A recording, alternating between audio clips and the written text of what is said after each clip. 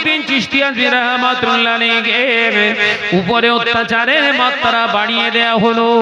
দিনের পর দিন অত্যাচারের সংখ্যা বাড়িয়ে দিতে লাগলেন। খাজা গরিবে নওয়াজ পৃথিবীর কোন সৈন্যের কাছে দ্বারস্থ হয়নি, পৃথিবীর কোন মন্ত্রীর কাছে দ্বারস্থ হয়নি। আল্লাহর তাহাজ্জুদের নামাজে দাঁড়িয়ে দাঁড়িয়ে কাঁদতেন খাজা গরিবে নওয়াজ সহ মুসলমানরা আল্লাহর দরবারে রোনাজারি করতে লাগলেন। ও মুসলমানেরা আলোচনা বুঝুন, কারণ আল্লাহ পাকের হাবিব জানিয়ে দিলেন তাহাজ্জুদের নামাজে দোয়া করলে ওই দোয়া আমার আল্লাহ ফেরান না। তাহাজ্জুদ গুজারনে ওয়ালির দোয়া আমার আল্লাহ কবুল করে থাকে। আমাদের ঘরের মেয়েরা জানেই না তাহাজ্জুদটা কি, তাহাজ্জুদটা কি জানি না। যদি বলা হয় তাহাজ্জুদের নামাজ কখন পড়তে হয়, ও ফসকর না বলে বসে থাকে আসরের সময়। এই কথা ঠিক না? জোরে বল। ও ফসঙ্কর বসে বলেই বসে থাকে, জোরে সময় পড়তে হয় নাকি? চাষি সেজে বসে আছে। কথা ঠিক না? জোরে বল না। চাষ আছে, বিপদে পড়েছেন, মুসিবতে পড়েছেন, দৌড়ে চলে গেছেন নেতা মন্ত্রী ডাক্তার সবার কাছে চলে গেলেন। রোগ দেনেওয়ালা মালিকের সঙ্গে একটু কথা বলেছেন? আমার সেই ছেলে অসুস্থ বলেছিলাম না, বেচারা হয়েছে, দুনিয়ায় এসছে, আজকে 48 দিন ও হসপিটালেই আছে। আমার যত জলসা করতে হচ্ছে, কলিকাতা থেকে এসছি, আছে সাহায্য চাইছি আল্লাহর কাছ থেকে। অনেকটা আপনাদের নেক দোয়া আল্লাহর খাস রহমতে অনেকটা স্টেবল হয়েছে, অনেকটা সুস্থর দিকে আপনারা দোয়া করেন। আল্লাহ যেন মায়ের কোলেই ওকে সুস্থ অবস্থায় ফিরিয়ে দেন, বলি আমিন। জোরে বলি আল্লাহুম্মা আমিন। সাহায্য চাইবেন কার কাছে? আল্লাহর কাছে। ভাইরা আমার, নওজওয়ানেরা, মুরব্বিয়ানে গণেরা, ছেলেরা, বাচ্চারা, পর্দানশীনা মা ও বোনেরা, আল্লাহর কাছে সাহায্য চায়। নামাজে হালাতে দাঁড়িয়ে রয়েছেন, হুজুর আমার সিজদায় চলে গিয়েছেন।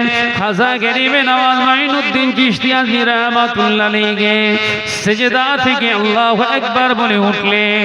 হুজুর আমার বসে বসে আত্তাহিয়াতু পড়লেন, দরুদ ইব্রাহিম পড়লেন, আপনার দোয়া মাসুরা পড়ে সালাম ফেরালেন। পাহাড়ের উপর থেকে অজয় পালযোগী বিরাট বড় একটা 5 প্রস্তর খণ্ড পাহাড়ের টুকরা জাদুর দ্বারা উপর থেকে ফেলে দিয়েছে। এই মুসলমানটাকে যদি মারা যায় আমরা সাকসেসফুল হয়ে যাব। বিরাট বড় একটা পাহাড় আর একটা টুকরা ফেলে দিয়েছে। হযরত খাজা গরিবে নওয়াজ রাহমাতুল্লাহি আলাইহি শাহাদাত আঙ্গুলটা তুলে বলেছিলেন, এই তারাগড় পাহাড়ের পাথর শোন, তুই কি দুনিয়ার মানুষের হুকুমের গোলামিত্ব করতে এসেছিস? দুনিয়ার কোন মানুষের কথায় যদি আসিস, আমি আল্লাহর বান্দা মহিনুদ্দিন তোকে বলছি শোন, তুই আল্লাহর সৃষ্টি, আমিও আল্লাহর গোলাম সৃষ্টি। তুই যদি আল্লাহর হুকুমে আসিস চলে আয়, আর যদি দুনিয়ার মানুষের গোলামিত্ব করতে আসিস, আমি আল্লাহর বান্দা বলছি এ আল্লাহর সৃষ্টি পাথর তুই দাঁড়িয়ে যা। এখনো ঝুলন্ত অবস্থায় পাথরটা দাঁড়িয়ে আছে। মুসলমান হলি পাথরও কথা শুনবে, কথা বুঝতে পারছো না? ভেজাল হলি হবে না, বলো অরিজিনাল অরিজিনাল অরিজিনাল দরকার। এখনো সেই পাথরটা ঝুলন্ত অবস্থায় খুব হালকা ঠেকে আছে। বিশাল বড় পাথর, দেখেছেন দেখেছেন দেখেছেন কি ব্যাপার, অত বড় পাথর। আর রাস্তা দিয়ে যাচ্ছে, হুজুরকে একটা ঢেলা মেরেছে, এক চান্সে কপালে লেগেছে। কত বড় হুজুর বলেন, এক চান্সে এম কাজ হয়ে গেছে। ভাইরা আমার, নজনেরা, যুবকেরা, ছেলেরা, বাচ্চারা, পর্দানশীনা মা ও বোনেরা, আলোচনা বোঝাতে চেয়েছিলাম দুনিয়ার মানুষের হবেন না, দুনিয়ার নেতার হবেন না, দুনিয়ার কোন রাষ্ট্রনায়কের হবেন না। যদি হতে চান, রব আপনাকে পাঠিয়েছিল রবের জন্য, রবের আপনি হয়ে যান। রবের হয়ে গেলে দুনিয়ায় ফ্যাসিলিটি কি পাবে? রব এই জমিনের উপরে যতদিন আপনাকে রেখে দেবে, জমিনের কুল কায়নাতের সৃষ্টিগুলো আপনার কদমের নিচে রেখে দেবে। ও বেজানেরা, নওজনেরা, মুরব্বিয়ানে গণেরা, ছেলেরা, বাচ্চারা, পর্দানশীনা মা ও বোনেরা, আল্লাহ নবী দো জাহানের বাদশাহ হাবিবুল্লাহকে, নবী জনাবে মুহাম্মদুর রাসূলুল্লাহকে সকলে পড়ি সাল্লাল্লাহু আলাইহি ওয়াসাল্লাম পাক জবানে জানিয়ে দিলেন, মানা আহাব্বা সুন্নতি, যে আমার সুন্নতকে ভালোবাসলো, ফাকাদ আহাব্বানি, আমি নবী জানিয়ে দিলাম সে আমাকে ভালোবাসলো। ওমানা আহাব্বানি, আর আমাকে যে ভালোবাসলো, কানা মাই ফিল জান্নাহ, ও আমার সাহাবীরা, আমি নবী জানিয়ে দিলাম সেই উম্মতটা অবশ্যই আল্লাহর জান্নাতে গেল। একবার জোরে হবে না সুবহানাল্লাহ? আরো জোরে বল সুবহানাল্লাহ। এ নওজনেরা, আমাদের খাওয়া, আমাদের দাওয়া, আমাদের চলাফেরা, আমাদের কথাবার্তা, আমাদের স্ট্র্যাটেজি, আমাদের স্ট্যাটাস, আমাদের সব কিছু এই পৃথিবীর জমিনে কারণ নকল করতে হবে না, কারণ অনুকরণ করতে হবে না। কারণ আল্লাহ পাক এমনই একটা ধর্ম পৃথিবীর জমিনে আমার আপনাকে আল্লাহ পাক দান করেছে, যে ধর্মটা দুনিয়ার কোন ঋষি মনীষীর কাছে আল্লাহ পাক দেননি। আল্লাহ পাক নিজে ঘোষণা করে দিলেন, ইন্নাদ-দীনা ইনদাল্লাহিল ইসলাম, নিশ্চয় আমি আল্লাহ আমার কাছে সর্বাধিক পছন্দনীয় দিন, সেটার নাম হলো ইসলাম। একবার জোরে বলেন। আল্লাহ নিজে ঘোষণা করছে, নিশ্চয় আমার কাছে পছন্দনীয় মনোনীত দিন, ধর্ম হিসাবে আমি ইসলামকে অ্যাকসেপ্ট করলাম। সমর্থন দিলেন যে জমিনের মালিক, আসমানের মালিক, আপনার জানের মালিক, মালের মালিক, ইজ্জতের মালিক, তিনি বললেন দিন শ্রেষ্ঠ আপনার ইসলাম, ধর্ম শ্রেষ্ঠ আপনার ইসলাম। আপনি সেই ধর্মের অনুকরণ না হয়ে অন্য ধর্ম অবলম্বীর অনুকরণে চলছেন, মাত্র খাবেন। এই কথা বলছেন কেন? বাপের 5 কাঠা সম্পত্তির যত্ন নিতে শেখেননি, অন্যের 2 কাঠার দিকে নজর দিলে তেমনি ঝেঁটা বেটা খাবেন। কথা বলছেন না কেন? বাপের রেখে যাওয়া সম্পত্তি আপনি হেফাজত করতে পারেন না। অন্যের জমি বললেন আমি পাহারা দেবো, অন্যের জমি আমি দেখাশোনা করব, আপনার বিশ্বাস করবে? বিশ্বাস করবে? ও তো দেখলেই বলবে নিজের বাপের সম্পত্তি সামলাতে পারে না। ওই জন্য নিজের ধর্মটাকে আগে বুঝো মুসলমান, নিজের ধর্মটাকে আগে নিয়ে একটু অ্যানালাইসিস করো, নিজের ধর্ম সম্পর্কে সচেতন হও। আর সবচেয়ে বড় বিপদ এটাই, সমাজে যারা আজকে আমরা ধ্বজাধারী মাওলানা আলেম সেজে, হুজুর সেজে ঘুরছি, আমরাও সমাজের আপনাদের মতো মানুষগুলোকে সঠিকভাবে মূল্যায়ন করে দিতে পারিনি। নিজের ওয়েটফুল একটা জায়গা টিকিয়ে রাখার জন্য জাতি জাহান্নামায় যায়, জাগে যা, এই চিন্তা আমাদের ভিতর ঢুকে গেছে। সবথেকে বিপদগ্রস্ত হলো এটা। ভাইরা আমার, নওজনেরা, মুরব্বিয়ান গণেরা, ছেলেরা, বাচ্চারা, পর্দানশীনা মা ও বোনেরা, এই ভারতবর্ষের জমিনে আমরা উড়ে আসিনি, পড়ে আসিনি, আমরা আরব থেকে আসিনি, আফগানিস্তান থেকে আসিনি, পাকিস্তান থেকে আসিনি, মায়ানমার থেকে আসিনি, এমনি করে লেবানন থেকে আসিনি, মিশর থেকে আসিনি, আমরা এমনি করে আর দেখতে পাওয়া যায় তুরস্ক থেকে আসিনি, ইরান থেকে আসিনি, ইরাক থেকে আসিনি। এ জমিনে আমাদের জন্ম, আমাদের বাপেদের জন্ম, আমাদের দাদুদের জন্ম, আমাদের পদ দাদুদের জন্ম। এ জমিন আমাদেরও জমিন। এ জমিনের প্রতি ভালোবাসা মহাব্বত আমাদের অন্তরে থাকার দরকার। দেশকে ভালোবাসা ঈমানের একটি অঙ্গ, ঈমানের একটি অঙ্গ। দেশকে মহাব্বত করা, জন্মভূমিকে ভালোবাসা, এটা ঈমানের অঙ্গ। তাই দেশকে ভালোবাসতে হবে, এটা অন্য ধর্মের মানুষ আমাদের শেখাবে, হতে পারে না। কথা বুঝতে পারছেন না? দেশকে ভালোবাসা আমার ঈমান, অন্য ধর্মের মানুষ আমাকে বোঝাবে? সেই নসিহত আমরা শুনছি, এই কথা বলছেন না কেন? ও বেজনেরা, নওজওয়ানেরা, মুরব্বিয়ানে গণেরা, ছেলেরা, বাচ্চারা, অনুদানে শিনা মা বোনেরা, হযরত খাজা গরিবে নওয়াজ মঈনুদ্দিন চিশতি আজমির রাহমাতুল্লাহ আলাইহি এই ভারতবর্ষের জমিনে তিনি এসেছিলেন। এই ভারতবর্ষের জমিনে হযরত খাজা গরিবে নওয়াজ মঈনুদ্দিন চিশতি আজমির রাহমাতুল্লাহ আলাইহি ভারতবর্ষে আসার আগে তিনি রাসূলুল্লাহর দরবারে হাজিরা দিলেন, আল্লাহ নবীর দরবারে জিয়ারত করলেন। হযরত খাজা গরিবে নওয়াজ বাড়িতে চলে গেলেন, ঘুমিয়ে আছে, রাতের অন্ধকারে স্বপ্ন দেখছেন দিন ও দুনিয়ার বাদশাহ হাবিবুল্লাহকে, নবী জনাবে মুহাম্মদুর রাসূলুল্লাহকে সাল্লাল্লাহু আলাইহি ওয়াসাল্লাম স্বপ্ন যোগে আল্লাহ নবীর দিদার, আল্লাহ নবী স্বপ্ন যোগে জানাচ্ছেন, বা মঈনুদ্দিন, ও মঈনুদ্দিন, তুমি চিন্তা করো না, আল্লাহ পাক তোমাকে দ্বীন ইসলামের জন্য কবুল করেছে। আমি নবী এই জমিনে আমার ইখতিয়ারে আমি রাসূলুল্লাহ যতটা পেরেছি দ্বীনের দাওয়াত দিয়েছি। একটা জায়গায় আমি যেতে পারিনি, ওই জায়গাটা হলো আল হিন্দ। হিন্দুস্তানের প্রথম নামকরণ করেছিলেন আমার নবী। একবার জোরে বলে, একবার জোরে হবে না? নাম দিয়েছিলেন কি? আল হিন্দ।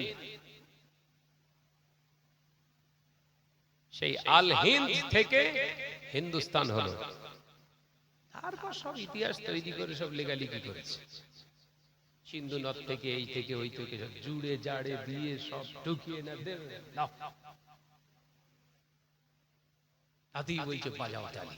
এ কথা বলছে দেখেন, আল হিন্দ। হুজুরের নাম দেয়া কি? আল হিন্দ। হুজুর কেন বলেছিলেন?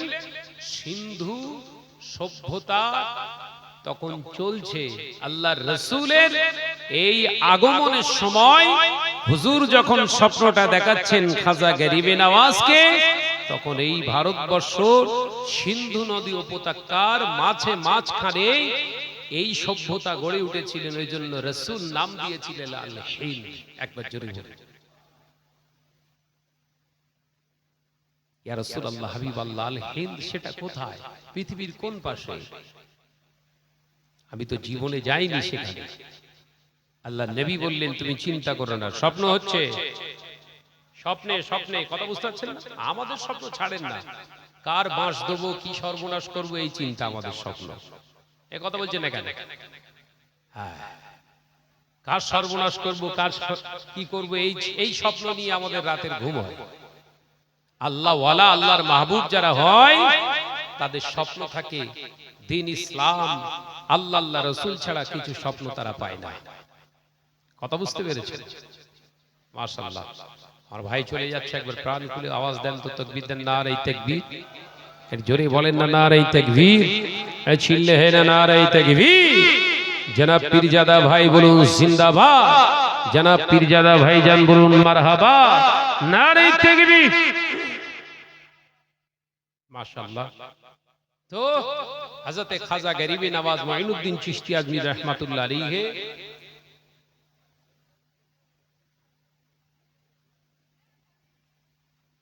স্বপ্ন যোগে হুজুরকে বললেন, ইয়া রাসূলুল্লাহ, হাবিবাল্লাহ, আমি আল হিন্দ কোথায় আমি তো চিনি না।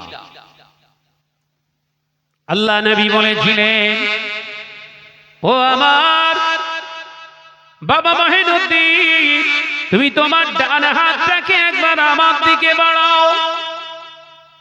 স্বপ্নে তোমার ডান হাত আমার দিকে একবার বাড়িয়ে দাও। হযরতে খাজা গরিবে নওয়াজ মুঈনুদ্দিন চিশতি আজমির রাহমাতুল্লাহ আলাইহি স্বপ্ন যোগে নিজের ডান হাত বাড়িয়ে দিয়েছিলেন।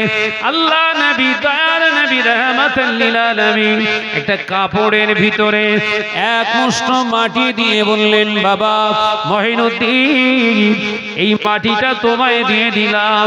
এই মাটির ঘ্রাণ, এই মাটির সুগন্ধ, আর যেইখানকার মাটির সুগন্ধটা, এই মাটির কালার, আর যেইখানকার মাটির কালারটা এই কালারের সঙ্গে সুগন্ধের সঙ্গে মিলে যাবে, ওই জায়গাটার নাম হলো আল হিন্দ। একবার জোরে হবে না? ওইটাই হলো হিন্দুস্তান। নকশা দিয়ে দিয়েছেন তো, নকশা। আল্লাহর উপরে তাওয়াক্কাল করা মুসলমান। কার উপরে? আমাদের সব নেতা তাওয়াক্কাল করি কার উপরে? বলেন বলেন বলেন। ওইজন্য মেরে দুমড়ে দেবে সব।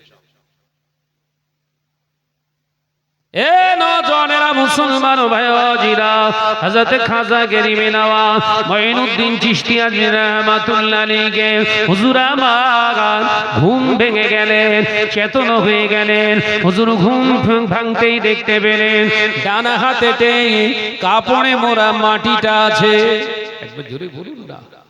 রাসূলুল্লাহকে যে স্বপ্ন যোগে দেখছে, সে স্বপ্ন দেখছে না। আল্লাহ রাসূল বললেন যে হাকিকাতে আমায় দেখলো আর যে স্বপ্ন দেখলো, ওদের ভিতরে কোনো পার্থক্য নেই। একবার জোরে বলুন। একবার জোরে হবে না? সুবহানাল্লাহ। হুজুর স্বপ্ন থেকে, ঘুম থেকে উঠে দেখলেন ডান হাতে সেই কাপড়ে মোড়া সেই মাটির দলাটা আছে। একবার জোরে বলুন। বেরিয়ে পড়েছে। কোন জীবনীতে এসেছে 6 জন, কোন জীবনীতে এসেছে হুজুরের 7 জন সঙ্গী, 6 জন সঙ্গী আর নিজে 7 জনের কাফেলা নিয়ে বেরিয়ে পড়লেন। Din Islam, Aadhaar card, PAN card, ration card কিচ্ছু নেই। এই কথা বুঝতে পেরেছেন তো নাকি? আর আমার আপনার সব আছে, বলছে ডিলেট। কথা বুঝতে পারছেন নাকি? তাই তো নাকি? নেওয়ার দিকে তার হয়েছে তো, ডিলেট হয়েছে তো, তাহলে টেনশন কি?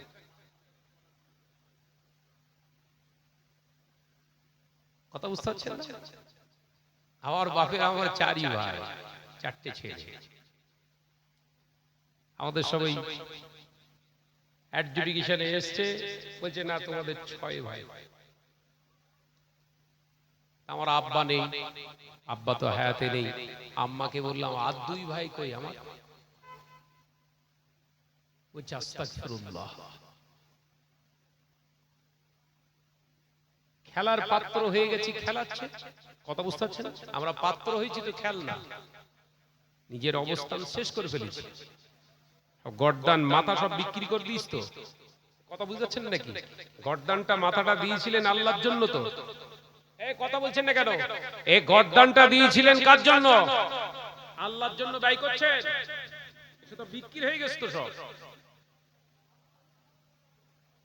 ভাইরা, আমার নজরেরা, মুরব্বিয়ান গণেরা, ছেলেরা, বাচ্চারা, পর্দানশীলা মা বোনেরা, হযরত খাজা গরিবে নওয়াজ মুঈনুদ্দিন চিশতি আজমির রাহমাতুল্লাহ আলাইহি হুজুর আমার 6 জন সঙ্গীকে নিয়ে 7 জনের একটি কাফেলা নিয়ে বেরিয়ে পড়লেন। আল্লাহর নবীর দরবারে এসে হাজির। আল্লাহ নবীর দরবারে এসে সালাম দিলেন, আসসালামু আলাইকা ইয়া রাসূলুল্লাহ হাবিবাল্লাহ, আসসালাতু ওয়াসসালামু আলাইকা ইয়া রাহমাতাল লিল আলামিন। এ নওজওয়ানেরা, দেওয়ার মুসলমানেরা, আল্লাহর ওলি আল্লাহ নবীর দরবারে এসে সালাম দিলেন। আমরা গিয়ে সালাম দেই, কোনো জবাবের আওয়াজ আমরা পাই না। কিন্তু খাজা গরিবে নওয়াজ মুঈনুদ্দিন চিশতি আজমির রাহমাতুল্লাহ আলাইহি আমার নবীর দরবারে সালাম দিলেন। ওই সালামের জবাবটা নিজে কানে শুনতে পান। জোরে বলুন সুবহানাল্লাহ। আর কি জোরে বলুন না সুবহানাল্লাহ। আমি আপনি নামাজ পড়ি, রোজা করি, হজ করেছি, যাকাত দিই, দান সদকা করি, মসজিদ চালায়, মাদ্রাসা চালায়, বড় মাওলানা হয়েছি, রাসূলুল্লাহর দরবারে গিয়ে সালাম দেগে কোনো জবাব আমরা পাই না, কোনো জবাব আমরা পাই না। পাবো কি করে? যত রকমের হারাম আছে সব ভক্ষণ করা আছে, যত রকমের খারাপ জিনিস আছে সব আমাদের শোনা আছে, যত রকমের খারাপ যা জিনিস আছে দেখার সব আমাদের চোখে দেখা আছে। কথা বুঝতে পারছেন না? শুনবো কি করে? কান পরিষ্কার দরকার, চোখ পরিষ্কার দরকার, জবান পরিষ্কার দরকার। সালাম দিলে সেটা আবার ফিডব্যাক দেবে, জবাব আসবে। একবার জোরে বলুন সুবহানাল্লাহ। দিয়েছিলেন মুজাদ্দিদুজ জামান দাদা পীর সাহেব কিবলা রাহমাতুল্লাহ আলাইহি। হজ পাকে গিয়ে সালাম দিলেন, নবী পাক সাল্লাল্লাহু আলাইহি ওয়াসাল্লাম স্বপ্নে দেখিয়ে দিলেন বাদশাকে, আমার আবু বকর দূর থেকে সালাম দিচ্ছে, আমি নবী চাই আমার দরবারে রওজা মুবারকের একদম সন্নিকটে কাছে এসে সালাম দিই। একবার জোরে বলুন না সুবহানাল্লাহ। আমার আবু বকরকে ভিতরে ঢোকার অনুমতি দাও। আমার আল্লামা হুজুর লিখছে কিতাবে, এই শুনছেন? বৈশাখ আল্লামা হুজুর লিখছে কিতাবের ভিতরে, আল্লামা নিসারউদ্দিন রাহমাতুল্লাহ তিনিও লিখছেন সাওয়ানির ভিতরে। দাদা পীর সাহেব কিবলা রাহমাতুল্লাহ আলাইহি অনুমতি দেয়া হলো রাসূলুল্লাহর দরবারে ঢোকার। ওই যেটা আমরা দূর থেকে সালাম দিই, ওই জালি দরওয়াজা আছে, বাবিয়ান নিসা বলে একটা দরজা আছে, ওই দরজা দিয়ে ঢুকলেই দরজাটা পাওয়া যায়। মহিলাদের প্রবেশদ্বার বলে একটা দরজা আছে। মুজাদ্দিদুজ জামান দাদা পীর সাহেব কিবলা ভিতরে ঢুকলেন, সঙ্গে আরো তিনজনকে নিলেন। কে কে জানেন? বৈশাখ আল্লামা হুজুর রাহমাতুল্লাহ আলাইহি আছে সঙ্গে। একবার জোরে বলবেন না সুবহানাল্লাহ। মুজাদ্দিদুজ জামান দাদা পীর সাহেব কিবলা, কাইয়ুমুজ জামান বড় হুজুর পীর কিবলা, আর বৈশাখ আল্লামা হুজুর রাহমাতুল্লাহ আলাইহি। আর সঙ্গে নিলেন কোতকে? মেদিনীপুরে আব্দুল মাহবুব ফারুকী রাহমাতুল্লাহ আলাইহি। একবার জোরে বলুন না সুবহানাল্লাহ। এই চারজন মুজাদ্দিদুজ জামান সহ এই চারজন ভিতরে ঢুকলেন। নবী পাক সাল্লাল্লাহু আলাইহি ওয়াসাল্লাম রওজা মুবারকের সামনে দাঁড়িয়ে সালাম দিচ্ছেন। আল্লামা হুজুর লিখছেন, হুজুর সালাম দিলেন, আমার মুর্শিদ কিবলা সালাম দিলেন। নবী পাক সাল্লাল্লাহু আলাইহি ওয়াসাল্লাম জবাব দিচ্ছে, আমি আল্লামা রুহুল আমিন গুনাহগারে স্পষ্ট শুনতে পাচ্ছি। একবার জোরে বলুন। একবার জোরে হলো না তো সুবহানাল্লাহ। গান শুনে শুনে তো আমাদের কানে বাজ পড়ে রয়েছে। নবী সালামের জবাব কি করে শুনবি রে বাপ? কথা বলছে না এখানে। পরনিন্দা পরচর্চা শুনে শুনে কান তো পচে গেছে। এরা নবী সালামের জবাব কি করে শুনবি? ভুল বলতিস কি? কানটা পরিষ্কার করেন। আপনি মনে করছেন কানে কাঠি দিয়ে খোলগুলো পরিষ্কার, ময়লাগুলো পরিষ্কার করলে বোধহয় কান পরিষ্কার করা হয়। কান পরিষ্কার শুধু ওটা তো বাহ্যিকটা হয়, ভেতরে আর একটা কান আছে, ওইটা পরিষ্কার করে। ওটা পরিষ্কার করতে গেলে গান বাজনা পরনিন্দা মিথ্যা এগুলো শোনা বন্ধ করুন, কান পরিষ্কার হবে। পাশে কেউ কথা বললে তো আরো কান বাড়ি ভালো করে এগিয়ে দিয়ে শোনে। বিশেষ করে আমাদের মা বোনেদের, যদি কারুর বাড়িতে ঘরে কথা হয়, ও সব বলে সে ঠিক আস্তে আস্তে দেয়ালের কানে শুনছি, কাছে কানে পচন লাগিয়ে দেবে একটা। ভাইরা, নওজওয়ানেরা, যুবকেরা, ছেলেরা, বাচ্চারা, পর্দানশীনা মা ও বোনেরা, আল্লাহ নবী, দয়ার নবী, রাহমাতুল লিল আলামিন হযরত খাজা গরিবে নওয়াজের সালামের জবাবটা দিয়ে বললেন, এ বা মঈনুদ্দিন, বিসমিল্লাহে তাওয়াক্কালতু আলাল্লাহ, লা হাওলা ওয়ালা কুওয়াতা। বেরিয়ে পড়ো বাবা মঈনুদ্দিন, বেরিয়ে পড়ো। একবার জোরে বলুন না সুবহানাল্লাহ। কিন্তু অনেক নামাজি আমরা আছি, আমাদের বিশ্বাস নবী মারা গেছে। এই কথা বুঝতে পারছেন? এরকম আছে না? না, এমনি কপালে বাস করতেছে, বুঝতে পারছেন না? দাড়ি চাপ, দাড়ি, মুখে বিশাল বড় জুব্বা, হজ করে এসেছে মরি সাহেব, ওর বিশ্বাস নবী শেষ হয়ে গেছে। আর খাজা গরিবে নওয়াজ, যিনি ভারতবর্ষে ইসলামের প্রচার প্রসার ঘটিয়েছিলেন, ৯৮ লক্ষ বেদিন মুশরিকদেরকে ঈমানদার বানিয়েছিলেন, তানার বিশ্বাস রাসূলুল্লাহ এখনো জিন্দা। একবার জোরে বলুন। এই জোরে হবে না? ইনি আবার একটু বেশি পড়াশোনা করেছ তো, ওই জন্য বলছে নবী শেষ হয়ে গেছে। নাউজুবিল্লাহ বলে। এরাই তো শেষ করে ফেলছে মুসলমানদের। আর বললি শাহনাজ খারাপ, কথা বুঝতে পেরেছেন? বললি শাহনাজ খারাপ।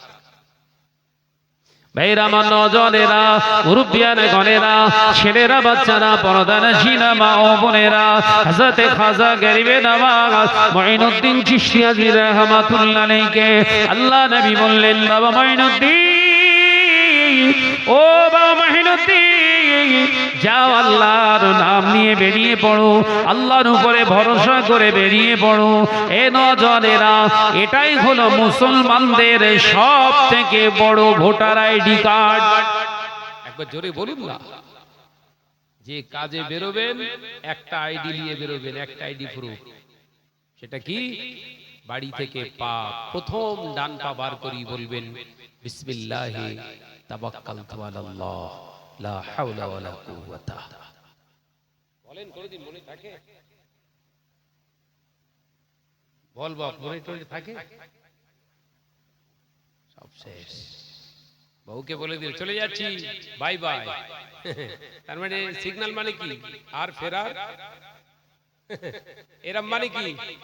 কথা বলছেন না কেন? এই টাটা মানে কি? টাটা বাই বাই মানে কি? আর দেখা হবে না, হয়ে গেছে। তার মানে ও কুকুরের মতো রাস্তায় পড়ে থাকবে। এটা যেটা চিহ্ন। হ্যাঁ, একটু একটু বাচ্চাকে, ঠিক আছে, বলো বলো টাটা টাটা টাটা, বলো বলো তোর খালামাকে বলো বাই বাই বাই বাই। কুত্তার জিন্দেগি তৈরি করতে সব। আল্লাহ রাসূল বললেন, ঘরে ঢোকো সালাম, বেরোনোর সময় আবার সালাম। একবার জোরে বলুন। কই জোরে হচ্ছে কই? একটু আওয়াজ দেন না সুবহানাল্লাহ। ঘরে ঢুকবেন সালাম, কোথাও যাবেন সালাম। আছে? ভাইরা আমার নজরেরা, মুরব্বিয়ান গণেরা, ছেলেরা বাচ্চারা, পর্দানশীনা মা ও বোনেরা, আল্লাহর বিদয়ের নবী রাহমাতাল লিল আলামিন বললেন, যাও আল্লাহর উপরে ভরসা করে বেরিয়ে পড়ো। আল্লাহর ওলি হযরতে খাজা গরিবে নওয়াজের ওটাই হলো ভোটার আই কার্ড, ওটাই হলো জমির দলিল, ওটাই হলো রেশন কার্ড, ওটাই হলো খাদ্য সুরক্ষা, ওটাই হলো আপনার প্যান কার্ড। আল্লাহর ওলি, আল্লাহর মাহবুব বান্দা আল্লাহ নবীকে সালাম দিয়ে বেরিয়ে পড়েছে। 6 জন সঙ্গীকে নিয়ে হযরতে খাজা গরিবে নওয়াজ বেরিয়ে পড়েছে। ও নওজনেরা, মুরব্বিয়ান গণেরা, রাত যায় দিন আসে, দিন যায় রাত আসে, পায়ে হেঁটে হেঁটে হেঁটে হেঁটে আল্লাহর ওলি বেরিয়ে পড়েছে। হিন্দুস্তানের জমিনে এসে হাজির হয়েছে, অথচ তিনি নিজে জানেন না আল্লাহর ওলি মনের ভিতরে কি যেন একটা উদয় হলো। বড় একটা পাহাড়, পাহাড়ি এলাকা দেখে আল্লাহর ওলি বসে পড়লেন। বাবা ভাইয়েরা তোমরা বসে যাও। আল্লাহর ওলি সেই ভেতর থেকে, ঝুলি থেকে ওই কাপড়ে বাঁধা ওই এক টুকরো মাটির টুকরোটা বার করে একটু নাকে শুকে জমিন থেকে খানিকটা মাটি নিয়ে নাকে শুকলেন। বললেন, ভাই এটাই হলো সেই হিন্দুস্তান। একবার জোরে বলুন না। দেখেছেন উড়োজাহাজে যেতে পারছে না, পায়ে হেঁটে হেঁটে আল্লাহ হিন্দুস্তানে হাজির করে দিয়েছে। একবার জোরে বলুন না সুবহানাল্লাহ। কি ভিতরটা পুরুষ্ট ছিল, কংক্রিট ছিল, বুঝতে পারছেন? কোন কাপুনি ঝাঁকুনি কিচ্ছু নেই। দেখেন এবার ইমানি পরীক্ষা দেখেন। 7 জন এক জায়গায় বসে আল্লাহ শুকরিয়া নামাজ আদায় করে নিলেন। বসে আল্লাহ দরবারে ফরিয়াদ করছেন। লোক লস্কর ছাড়া আছে, অজয় ফল যোগী এবং পিতিরাজ চৌহানে লোক লস্কর দেখতে পেয়েছে। এখানে 7 জন ব্যক্তি, টুপি মাথায়, লম্বা লম্বা দাড়ি, বড় বড় জামা গায়ে দিয়ে, তারা হাতে একটা করে তসবিহ নিয়ে কি বলছে, কি পড়ছে, গুটি গুটি পায়ে এসে এসে জিজ্ঞাসা করলে, এই বুड्ढा कहाँ से आया है, तुम्हारा पता बता दो, यहाँ आने का क्या मकसद है बोलो। हजरत खाजा गरीबे नवाज मुस्के हेসে তিনি জবাব দিচ্ছেন, একদম নির্বিচিত্তে তিনি জবাব দিলেন, जमीन जिसकी है हम उसी की गुलाम है, हम उसी के बंदे हैं, इसीलिए आया है, हमारा कोई मकसद नहीं है, उसने भेजा है इसीलिए आया है। कौन भेजा है? मेरे आका ने भेजा है। जोरे बोलो सुभान अल्लाह। जवाब पे खामोश খেয়ে গেছে। भाग जाओ, यहां से भाग जाओ, हटो। खाजा गरीबी नवाज बोलছে, जमीन जिसकी है जब तक उसी का कोई हुक्म नहीं आए हम यहां से नहीं चल सके। एक बार जोरे बोलুন না, একবার জোরে বলেন। আর আপনার বাপের জমি, তার বাপের জমি, তার বাপের জমি, বলছে ডিলেট 1.5 টাকা পার্শ্বিকে, 1.5 টাকা পার্শ্বিকে হচ্ছে।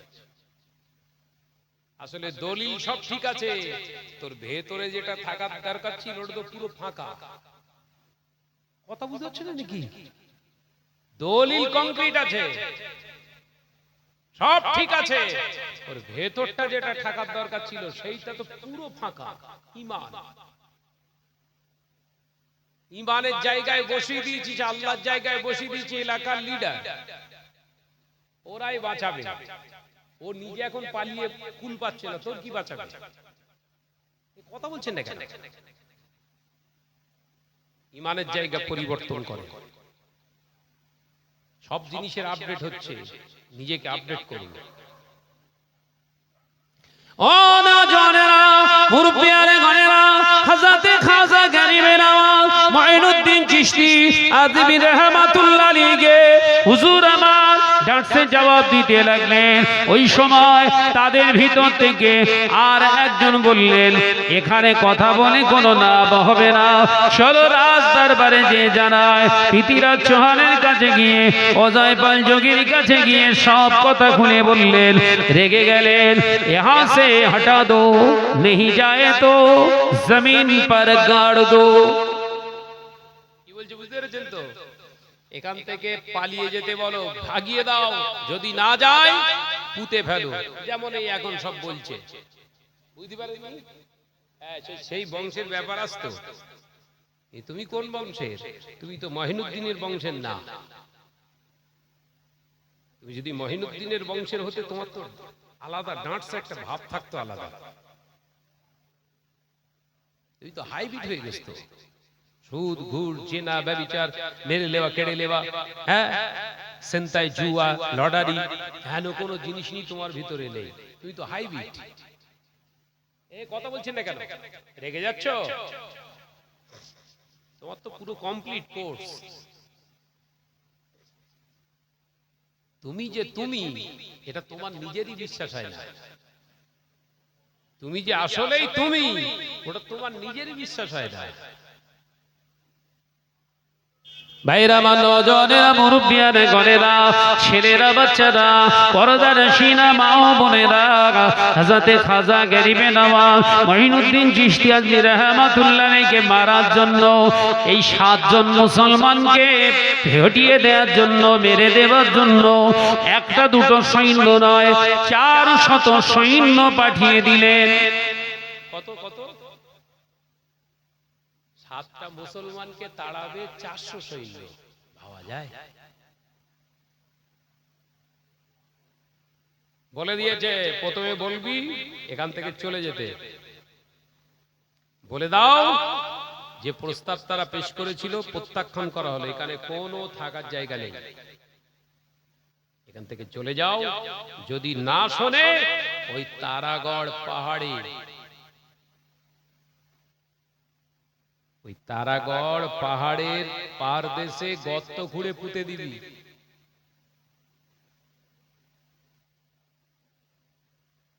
আজমগড়ের ওই মাটিটায় ওদের দাফন করে ফেল জীবিত।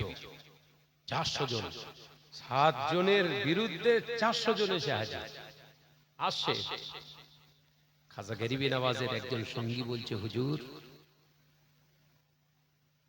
বিরাট সৈন্য আসছে, সব ঘোড়ায় চেপে আসছে, অস্ত্র শস্ত্র নিয়ে আমাদের মারবে।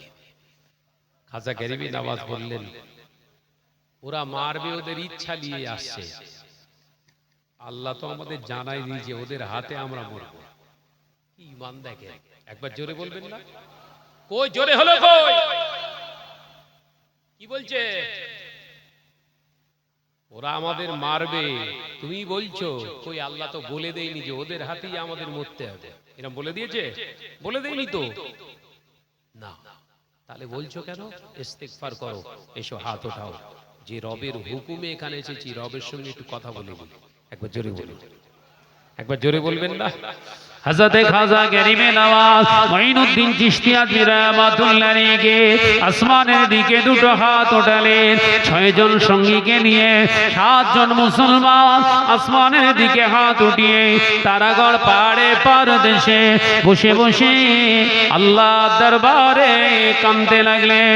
ও জমিনের মালিক, ও আসমানের মালিক, ও আমাদের ইজ্জতের মালিক, ও আমাদের বেইজ্জতের মালিক, ও আমাদের হায়াতের মালিক, মওতের মালিক, আল্লাহ এখানে তো আমাদের ইচ্ছায় আমরা আসিনি, আপনার ইচ্ছা, আপনার হাবিবের ইশারা, আপনার হাবিব এখানে আমাদের পাঠিয়েছে। আল্লাহ ওরা নাকি আমাদের মারতে আসে, আমাদের বিশ্বাস হয় না, কারণ আপনি হলেন আমাদের ইজ্জত, আমাদের জান, আমাদের মালের মালিক আপনি, হায়াতের মালিক আপনি। ওরা আমাদের মারবে বলে এসেছে, আমার বিশ্বাস হয় না। আমি মঈনুদ্দিন আপনার বান্দা, আপনার কাছে রোনাজারি করি, আল্লাহ বেদিন বেঈমানদের হাতে আমাদেরকে তুলে দেবেন না। আপনি আমাদের রব, আপনি আমাদের হেফাজত করুন। হযরত খাজা গরিবে নওয়াজের দোয়া আল্লাহ ফেলতে পারলেন না।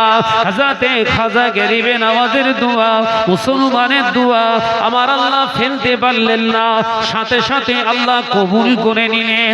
কবুল করার সাথে সাথে দেখতে পাওয়া যায় ওই 400 সৈন্য ঘোড়ার পিঠে সওয়ার হয়ে আসলেন, ওরা জমিনের উপরে পড়ে গিয়েছে। একবার জোরে বলেন, জমিনের উপরে পড়ে গিয়েছে। হযরত খাজা গরিবে নওয়াজ রাহমাতুল্লাহি আলাইহি 6 জন সঙ্গীকে নিয়ে কাঁদছে, আল্লাহ আপনি আমাদের রব, আপনি আমাদের সব, আপনি ছাড়া দুনিয়া জমিনে আমাদের আপন কেউ নাই, আপনি তো আমাদের সব, আপনি আমাদের হেফাজত করুন।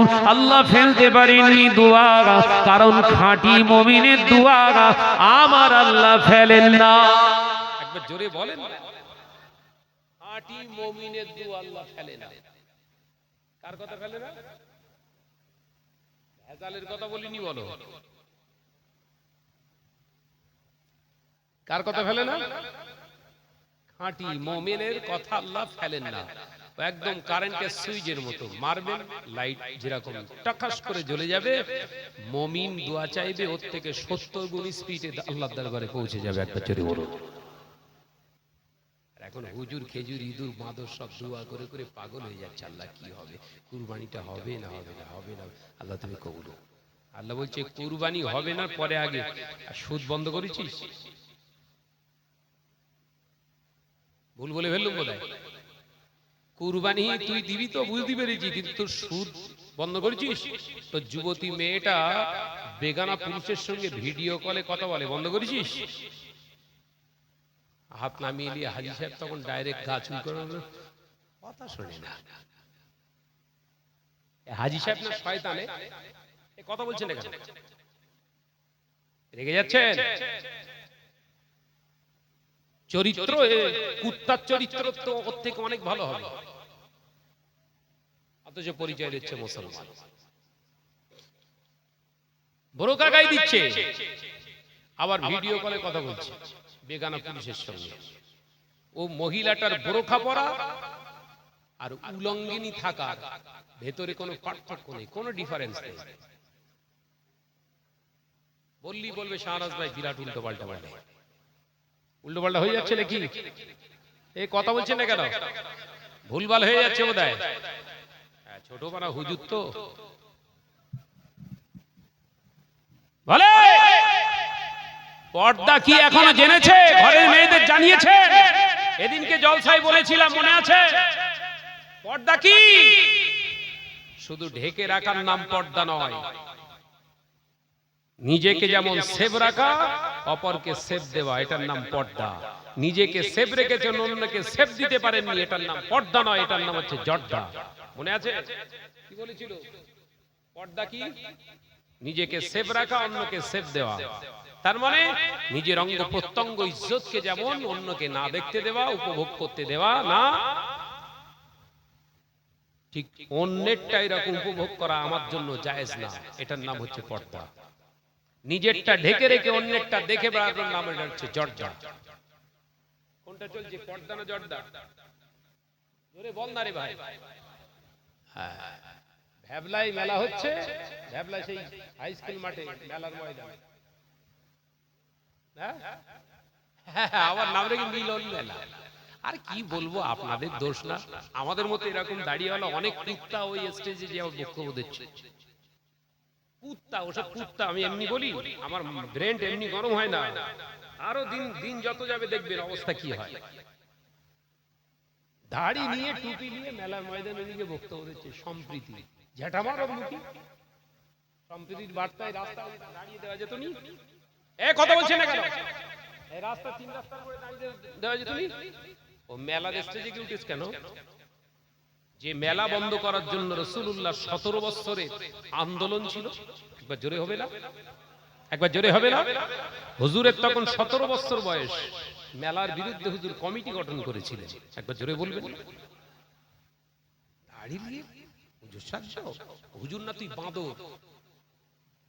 তোদের মতো বাঁদরের জন্যই আজকে মুসলমানরা সব জায়গায় মাথা নিচু করে ঘুরতে হচ্ছে। কি করবো বলেন?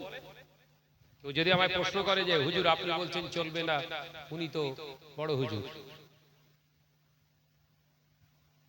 উনি কি বোঝেন না? কি উত্তর দেবেন? কি উত্তর দেবেন বলুন? গাড়ি কিনতে গেছি, 4 চাকা গাড়ি কিনতে গেছি, আমি বললাম ভাই নগদে কত? তো বললো 12,56,000 টাকা নগদে নিলে। 12,56,000 টাকা। আর যদি সাজিয়ে টাজিয়ে নেন 13 লাখ টাকা পড়ে যাবে। ঠিক আছে, বিল করুন, চেক দিয়ে দেবো, দিয়ে নেবেন। ভাইজান আপনি এত টাকা ইনভেস্ট করবেন কেন? আমাকে পরামর্শ দিচ্ছে কোম্পানি। আপনি 3 লাখ দেন আর বাকি টাকা আপনি কিস্তিতে কিস্তিতে নিয়ে যাবেন। আনু ভাই আমাদের জন্য জায়েজ নেই, ওটা হারাম, চলবে না। সুদ দেওয়া হারাম, নেওয়া হারাম, চলে না, হবে না। কি বলছেন হারাম হারাম? আপনার থেকে বড়ই দেখেন সেই ক্যাটালগ বার করে, ফাইল বের করে সব সেই হুজুরির ছবিগুলো দেখলে মনে হচ্ছে এতদিন হুজুর তো শোর, হুজুর না, এত শোর হেরা। স্টেজে বড় বড় ভাষণ মারে। আমি কি ভুল বকতেছি? আপনাদের ইমানের দাওয়াত দিচ্ছি, আল্লাহকে ভয় করো, আর সেই নিজে সুদে ডুবে আছে। মুসলিম জাহানকে শেষ করছে কারা? অন্য কম? নো, নেভার, কখনোই হতে পারে না। আল্লাহ রাসূল বললেন পৃথিবীর জমিনে যত শত্রু ইসলামের আছে, এরা ইসলামকে ক্ষতি করার চেষ্টা করবে কিন্তু পারবে না। এই ভালো করে শুনুন, ইসলামের বাইরে যত শত্রু আছে, বাইরের শত্রু ইসলামকে যত ক্ষতি করার, নোকসানিয়াত করার চেষ্টা করবে, তত ইসলামের প্রচার হবে, প্রসার হবে। একবার জোরে বলুন সুবহানাল্লাহ। কিন্তু ইসলামের ঘরের কিছু শত্রু আছে, এটার নাম হচ্ছে মুনাফিক। এটার নাম কি? মুনাফিক মুসলমান। এদের দ্বারাই আবার ইসলাম ক্ষতিগ্রস্ত হবে। তাহলে বাইরে সামলাবেন আগে না ঘরে? ঘরের গুলো পেটানোর দরকার আছে না নাই? এই জোরে বলেন। এইগুলোই আমি বলি বেশি, সেই জন্য আমার বিরুদ্ধে সব ফতোয়া চলে। ডোন্ট কেয়ার, কিছু মনে করি না, কিচ্ছু মনে করি না। আরে ভাই মৃত্যুকে ভয় পায় না আমি শাহনাজ। আমি তো জানি একদিন যাব, আজকে গেলেও যাব, 2 বছর পরে, 2 দিন পরে, কি 20 বছর পরে গেলেও যাব, যেতে তো হবে মাস্ট। তাহলে ওকে ভয় করে লাভ নেই। আল্লাহ রাসূল বললেন মুমিনেরা কখনো মৃত্যুকে ভয় পায় না। একবার জোরে বলুন সুবহানাল্লাহ।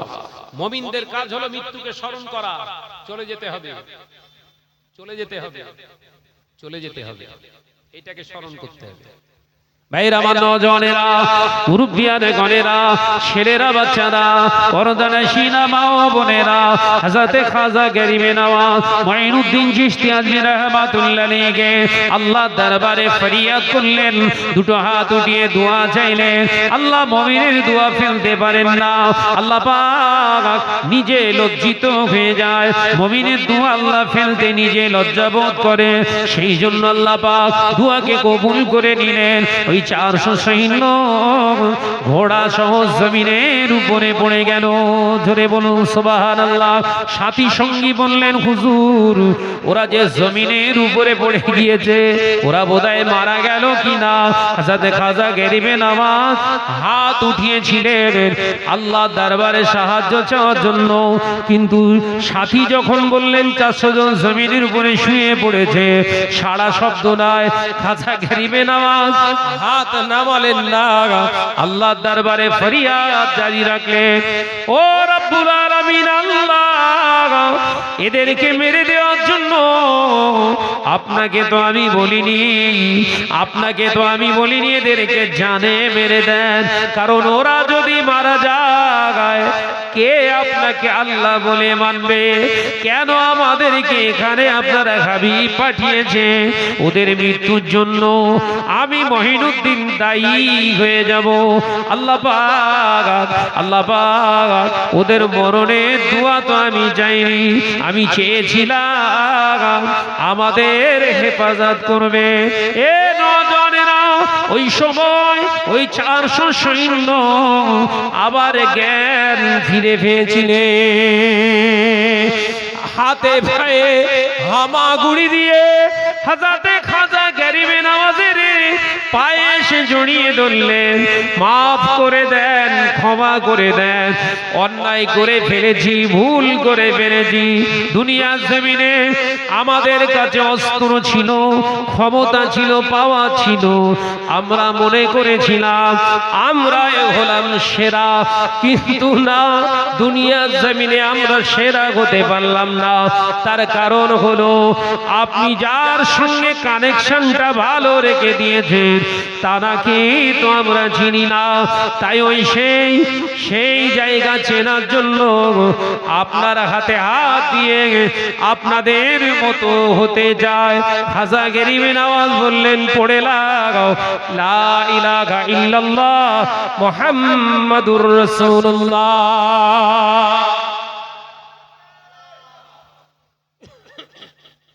আস্তে করে দাও তো, এটা একটু ঘুরিয়ে দাও। হ্যাঁ থাক। দুয়াতে 400 জন মুসলমান, একবার জোরে বলো। কই জোরে হলো কই? জলসা করে করে পাগল হয়ে যাচ্ছি, সুদ করবে কত? এর কারণ আছে না নাই? কথা বলছেন না কেন? আপন মারার কাজ। জলসা করে করে পাগল হয়ে যাচ্ছে, এলাকায় হারামখোর বেড়ে যাচ্ছে, জিনাখোর বেড়ে যাচ্ছে। কারণ কি? ওই খাসলাতগুলো আমার ভিতরে পরিবর্তন হয়নি, সেই জন্য সমাজ পরিবর্তন হবে না। শরিয়াতের এটাই বিধান। আমি শাহাদাত যে আয়াতটার উপরে ওয়াজ করব, এই ওয়াজটার উপরে আমল করা আমার জন্য ফরজ। আগে আমল করতে হবে, তারপরে নসিহত দেওয়া জায়েজ। তো বললেই সব মাথা গরম হয়ে যাবে। আমার বাবাজি পাশে রয়েছে, অনেক প্রবীণ আলেম, ওয়াইজিন। জানি না বেশি বলে ফেলছি কিনা, কিন্তু শরিয়াতের এটাই হলো ফতোয়া। একটা আয়াত নিয়ে যদি আমি শাহাদাত ওয়াজ করি, ওই আয়াতের উপরে আমল করা হচ্ছে আমার উপরে ফরজ। আগে আমল করতে হবে, আমল করা রানিং থাকবে, তখন মানুষকে নসিহত দেওয়া আমার জন্য জায়েজ। শরীয়তটা তোমার বাপের তৈরি করা না। আল্লাহ ইচ্ছা করলে কোরআন একসঙ্গে হাবিবকে দিয়ে দিতে পারতেন, একটু একটু করে দিয়েছে। কোরআন মুখস্থ করার জিনিস না। কোরআন শুধু মুখস্থ করার জন্য আল্লাহ দুনিয়ায় পাঠায়নি।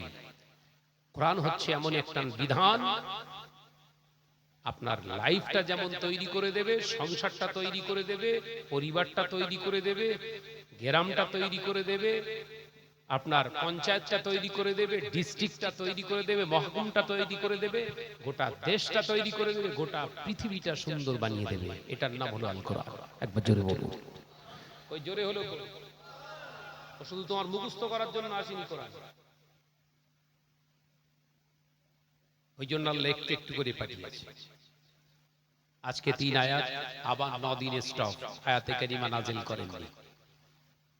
9 দিন পরে আবার 5 আয়াত, আবার 19 দিনের স্টপ।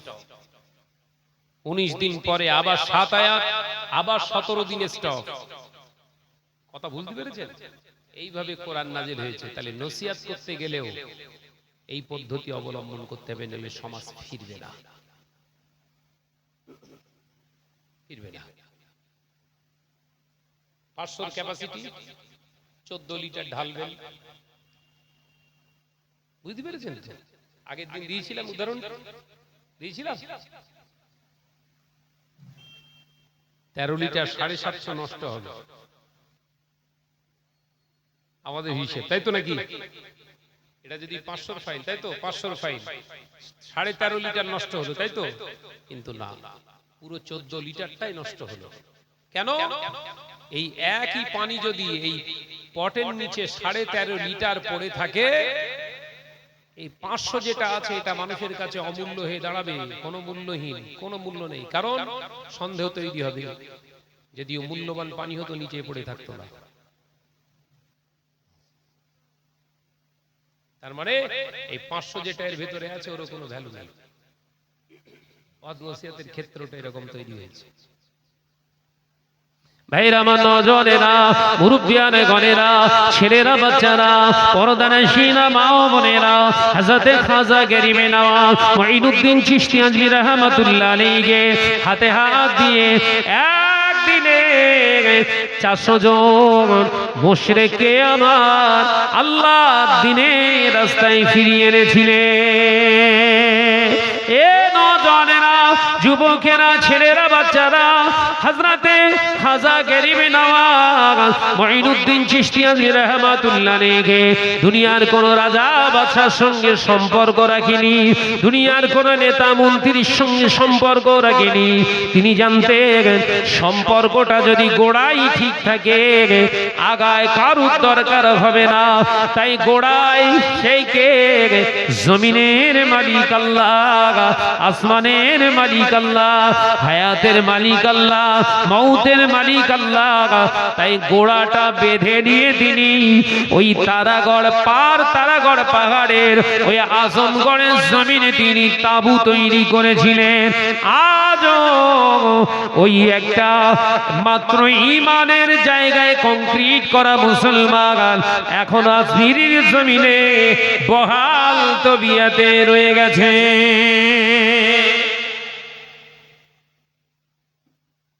তোমার বাপ তো সৌদি থেকে আসেনি, আমার বাপও সৌদি থেকে আসেনি। এসেছিল রাশিয়া, নেপাল এইসব দিক থেকে এসেছিল। তোমার ভয় কিসের? তোমার তো আরো মজবুত থাকার দরকার। তোমার ভেতরে এরকম খাপুস খুপুস হচ্ছে কেন? ভেতরে পুরো ফাঁকা করে ফেলেছো। ও নওজওয়ানেরা, মুরব্বিয়ানে গণেরা, ছেলেরা, বাচ্চারা, পর্দানশীনা মা ও বোনেরা, আল্লাহ নবী ওই জন্যই বলেছিলেন, বাবা সাহাবীরা শুনে রেখে দাও, জেনে রেখে দাও, মুসলমান যখন হারামখোর হয়ে যাবে, হারামের লেনদেনকারী হয়ে যাবে, ওই মুসলমানের কাছে দুনিয়াটাই আগে মনে হবে, দুনিয়াটাই আগে মনে হবে। কিন্তু আমি নবী বলছি, এই দুনিয়াটা মুমিনদের জন্য ক্ষণস্থায়ী একটি জায়গা। আর দুনিয়াও মাজরাতুল আখিরাহ, এই দুনিয়াটা হলো মুমিনদের জন্য শুধু ক্ষণস্থায়ী জায়গা নয়, এটা আখিরাতের হলো ক্ষেতবাড়ি। একবার জোরে বলুন না, একবার জোরে হবে না সুবহানাল্লাহ। মুমিনের জন্য এই দুনিয়াটা হচ্ছে আখিরাতের সঞ্চয়ের জায়গা। তার মানে এখানে যতক্ষণ আমি আপনি বেঁচে থাকবো আল্লাহর দয়ায়, আখিরাতের টার্গেট করে বেঁচে থাকতে হবে। ব্যবসা করবেন, হালাল ব্যবসার উপরে আপনি যদি ব্যবসা রেখে দেন, ওটাও আখিরাতের সঞ্চয় হয়ে যাবে। একবার জোরে বলুন না। লক্ষ লক্ষ নয়, কোটি কোটি নয়, হাজার হাজার কোটি কোটি টাকার মালিক আপনি হয়েছেন। শরিয়ত বলছে লা বাসা জায়েজান, কোনো অসুবিধা নেই, আপনার জন্য বৈধ। আপনি ইনকাম করেছেন হালাল রাস্তায়, হালাল রাস্তায় ইনকাম করেছেন, অবশ্যই আপনার জন্য বৈধ আছে। আপনি ওই টাকার যাকাত আদায় করুন, হালাল মালের যাকাত আদায় করুন। হালাল মালের যাকাত আদায় করার পরে আপনি হজ করে আসুন। হজ করে আসার পরে আল্লাহ পাক দুনিয়া থেকে যদি আপনাকে তুলে নেয়, আপনি দুনিয়া থেকে চলে গেলেন, বাড়ি, বিরাট গাড়ি, বিরাট বাড়ি, বিরাট টাকার অ্যাসেট রেখে গিয়েছেন, টেনশন না হয়। আপনি দুনিয়ায় যেটা রেখে যাচ্ছেন, শর্ত হলো ওটা হালাল হওয়া চাই। কি হতে হবে জোরে বলেন? গাড়ি বাড়ি অ্যাসেট যা কিছু হাজার হাজার কোটি টাকার সম্পত্তি রাখবেন, রাখুন, হালাল রেখে যান। কি হবে হালাল রাখলে? এবার শুনুন, আল্লাহ রাসূল বললেন ওই হালাল টাকা যতদিন আপনার বিবি, আপনার ছা বাচ্চাগুলো খাবে, পড়াশুনো করবে, পড়বে, ফিরবে, তাদের জীবন তৈরি করবে, এর নেকি হিসাবে আল্লাহ আপনার নামায় আমলে সাদাকা হিসাবে দান করে দেবে। একবার জোরে বলবেন না? আর ওইটা যদি উল্টো করেন, হারামের পাহাড় রেখে গেছেন, আপনার বিবি ছেলেগুলা সবাই হারাম খেয়ে জীবন যাপন করছে, এ গুনাহ আপনার কবরে শুয়ে শুয়ে আপনাকে পেতে হবে। বুঝতে পারেননি বোধহয়? আজ বুঝতে পারছেন? মানে হারামের যে বিরাট কিছু রেখে যাচ্ছেন, ওটা আপনি নিজে ক্ষতি করে রেখে যাচ্ছেন। ওটা বিষয় নাই, তখন আপনার জন্য বিষ। ওটা কি বললাম? বিষ। তাই দুনিয়ার সম্পদ রেখে আপনার জন্য অবশ্যই বৈধ আছে, জায়েজ আছে, হালাল। আপনি যতটুকু রাখবেন সেটা যেন হালাল হয়। দুনিয়ায় সম্পদ রেখে যান, হালাল সম্পদ রেখে যান, বাচ্চা বিবির জন্য, ভাইদের মায়েদের জন্য রেখে যান। হায়াত মউতের মালিক তো আল্লাহ, কবে চলে যাবেন জানতে পারবেন না। যেটা রেখে যাবেন ওটা যেন আপনার জন্য ক্ষতি না ডেকে আনে। খেয়াল থাকবে তো? এই খেয়াল থাকবে তো বাপ? মহব্বতের সঙ্গে দরুদ শরীফ আল্লাহুম্মা।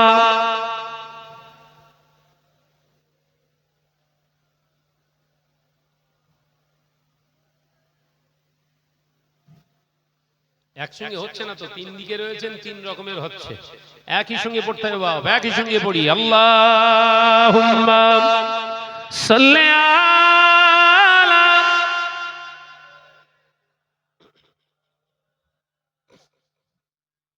ওয়া আলা আলি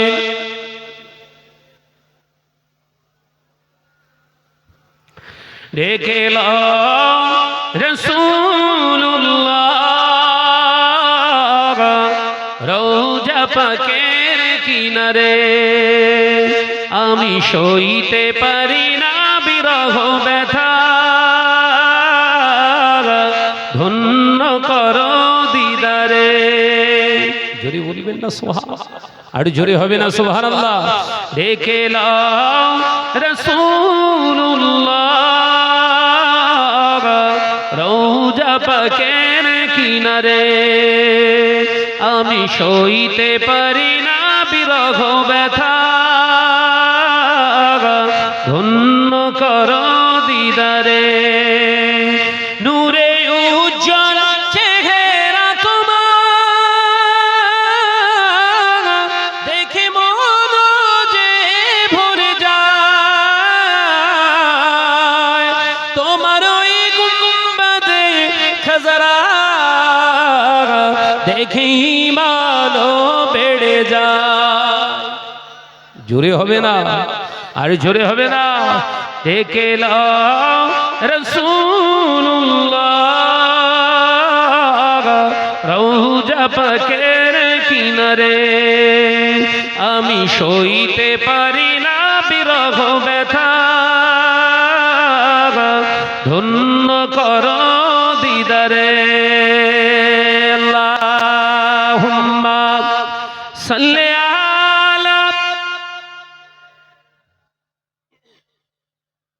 একসঙ্গে জোরে জোরে জোরে জোরে ওয়ালা আলে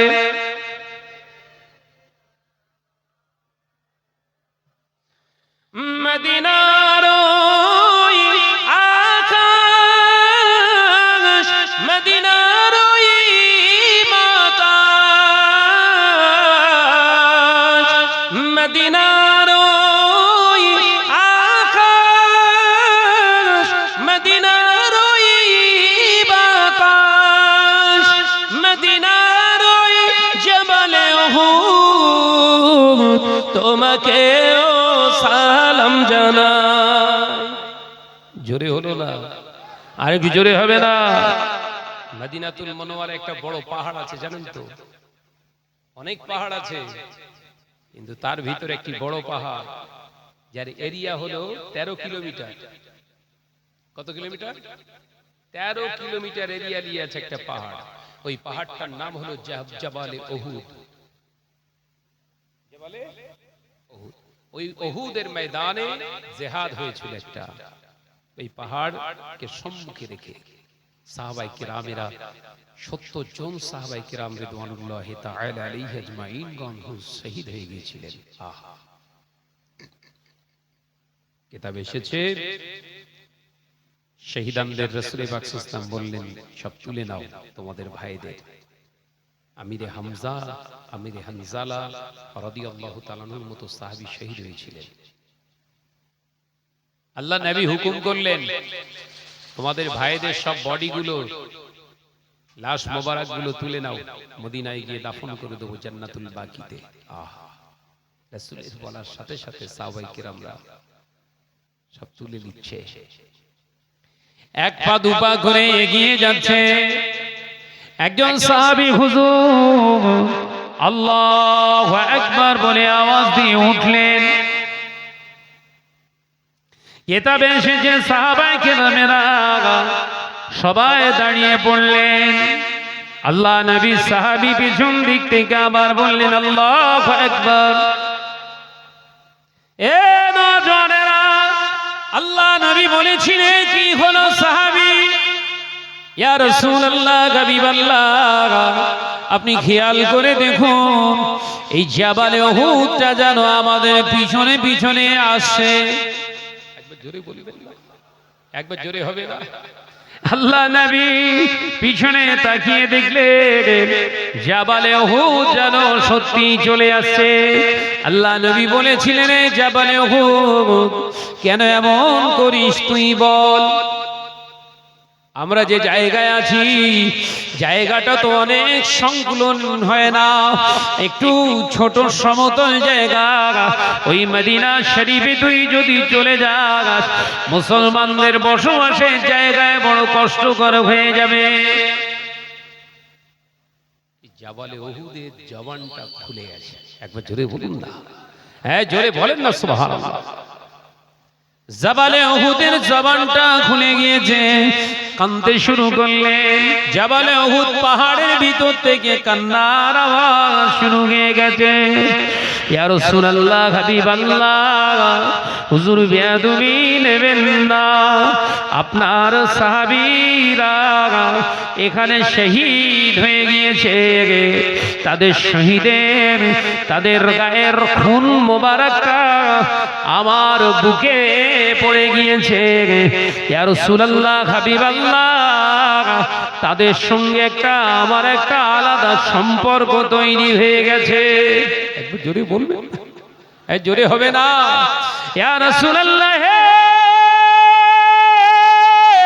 ইয়া হাবিবাল্লাহ, আপনি যদি সোহাদায়ে উহুদকে নিয়ে চলে যান, আজকে এই সোহাদাদের সঙ্গে আমিও চলে যাব। তাদের প্রতি যে ভালোবাসা মহব্বত আমার অন্তরে তৈরি হয়ে গিয়েছে, ইয়া রাসূলুল্লাহ, হাবিবাল্লাহ, আমি তাদের ছাড়া থাকতে পারবো না। একবার জোরে বল, একবার জোরে বলেন না সুবহানাল্লাহ। ইয়া রাসূলুল্লাহ, হাবিবাল্লাহ, হুজুর আপনি আমার জন্য একটু ইহসান করুন। আপনি তো দয়ার নবী, রহমতের নবী, রহমাতাল লিল আলামিন। আল্লাহ নবী বলেছিলেন, ও আমার সাহাবীরা, আর তোমাদের ভাইদের মদিনা শরীফে নিয়ে যেতে পারলাম না, জান্নাতুল বাকিতে দাফন করতে পারলাম না। উহুদ যে বড় আমায় ভালোবাসে, আমি রাসূলুল্লাহ উহুদকে ভালোবেসে ফেলেছি। একবার জোরে বলেন না। এ নওজওয়ানেরা, যুবকেরা, ছেলেরা, বাচ্চারা, আল্লাহ নবী থাকতে পারেন না। সাহাবায়ে কেরামদের বললেন, তোমাদের ভাইদের জন্য তোমরা কবর খোঁড়ো, তোমরা কবর খনন করো। আর পাথর কেটে কেটে কবর খনন করা হচ্ছে। 70টা কবর খুঁড়তে হবে, 70টা। এমনি সাদা মাটি খুঁড়তে যেয়ে 3-4 জন হাঁপায়, পাথর খুঁড়বে। কথা বুঝতে পেরেছেন তো অবস্থা কি? আল্লাহ নবী দেখলেন মাত্র 8টা থেকে 10টা কবর খনন হয়েছে। কটা? আল্লাহ নবী বললেন, আর দুটো একটা খোঁড়ো। ইয়া রাসূলুল্লাহ, হাবিবাল্লাহ, দুটো একটা খুঁড়বো? এতগুলো আমার ভাইয়েরা, এই 8টা 10টা 12টা কবরের ভিতরে কি করে কি হবে? আল্লাহ নবী চিন্তা করতে নিষেধ করলেন, এক একটা কবরে তোমাদের ভাইদেরকে 2জন 4 জন করে দাফন করে দাও, অসুবিধা নাই। এখান থেকে হাসরের ময়দানে এক একটা কবর থেকে তোমার ভাইরা উঠে যাবে। জাবালে উহুদ ঠান্ডা হয়ে গিয়েছিলেন। জাবালে উহুদ পাহাড়টা জীবিত পাহাড়। একবার জোরে বলুন। ওই জন্য আমি যখন মদিনা শরীফে গেলাম, রাসূলুল্লাহর মাজার মুকাদ্দাসের পাশে বসে ওই জাবালে উহুদের দিকে তাকিয়ে তাকিয়ে নাথ শরীফটা বসে বসে লিখেছিলাম। আমার যেন মনে হচ্ছিল ওই জাবালে উহুদ পাহাড়টা যেন ওখানে দাঁড়িয়ে দাঁড়িয়ে রাসূলুল্লাহকে সালাম দিচ্ছে। একবার জোরে বলুন, একবার জোরে হবে না? কথা বুঝতে পেরেছেন? ওই নাথ শরীফটা পড়তে পড়তে হাদিসের কথা মনে আসলে একটু বললাম।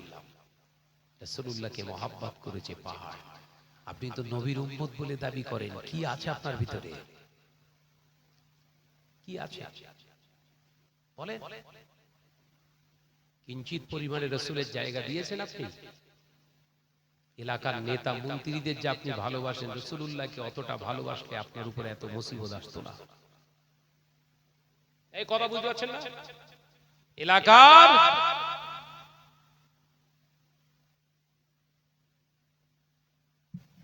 এলাকার নেতা কেতাদের যা মহব্বত করেছেন, জান দিয়ে দিয়েছেন, জান লড়িয়ে দিয়েছেন, ওই লড়াটা আল্লাহ এবং রাসূলের জন্য করলে বোধহয় এত বিপদগ্রস্ত হতেন না।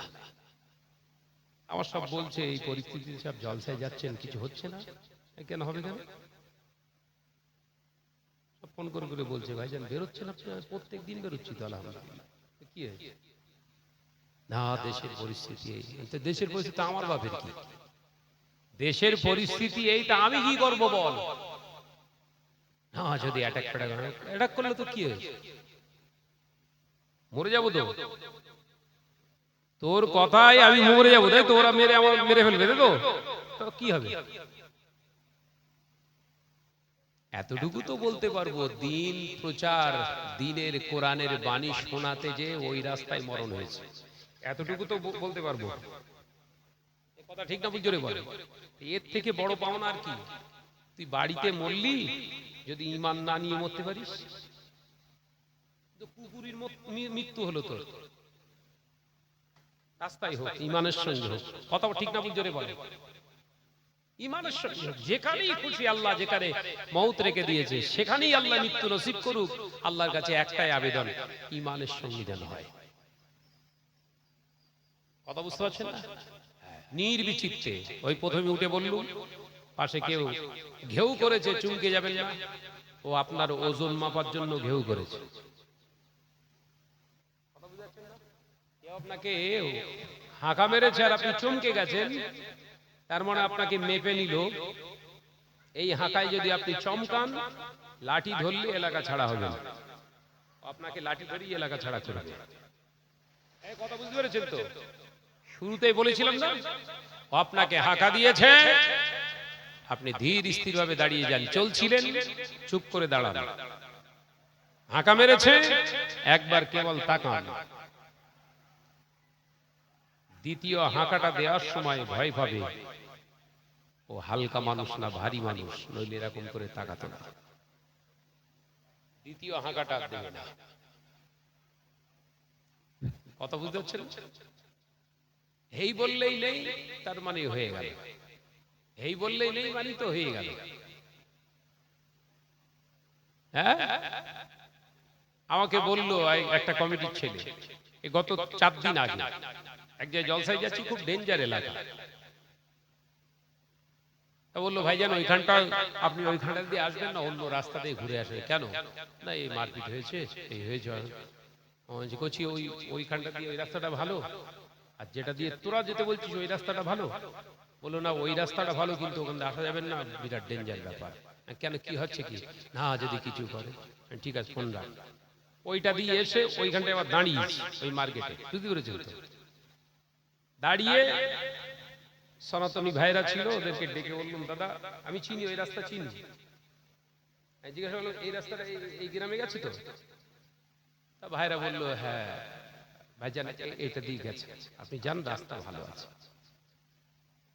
গিয়ে ওদেরকে বললাম কই রে, ওরাই তো রাস্তা দেখিয়ে দিলে, ওর ভেতরে 1.5 টাকা পাস কি করছিলে?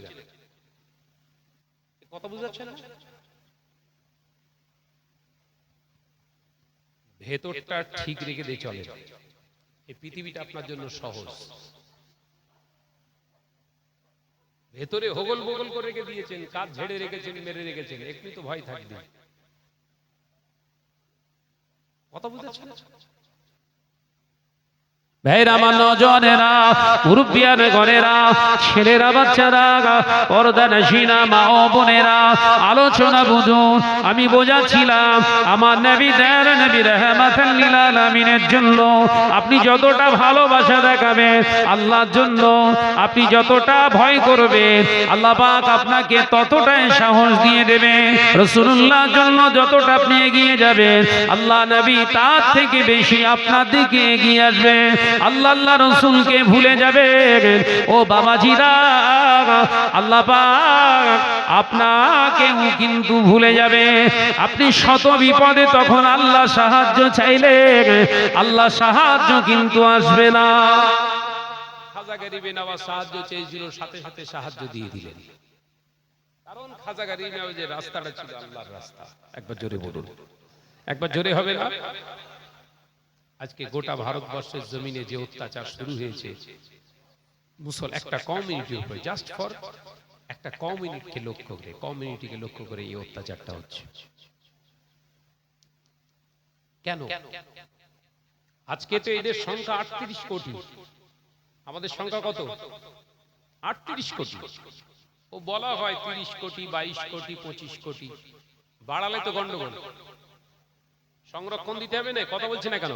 ভারতের কনস্টিটিউশনে, ভারতের সংবিধানে তো লেখা আছে, ওই জন্য কমিয়ে রেখেছে সংখ্যালঘু। ঠিক আছে, তাই হোক না রে ভাই। কিন্তু আমার প্রশ্ন হচ্ছে, যখন খাজা গরিবে নওয়াজ ভারতবর্ষে আসলেন তখন ভারতবর্ষের মুসলমানদের সংখ্যা হচ্ছে 17 জন। কতজন বললো? জোরে বলেন। 17 জন। আপনার নাম শুনেছেন, দক্ষিণ ভারতে কেরালাতে অবস্থিত একটা মসজিদ আছে,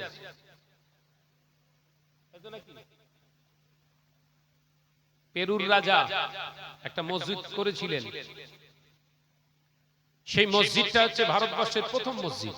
বলুন সুবহানাল্লাহ। তিনি সাহাবী হয়েছিলেন, রাসূলুল্লাহর হায়াতে থাকা অবস্থায় ইসলাম কবুল করেছিলেন আমার রাসূলের কাছে গিয়ে।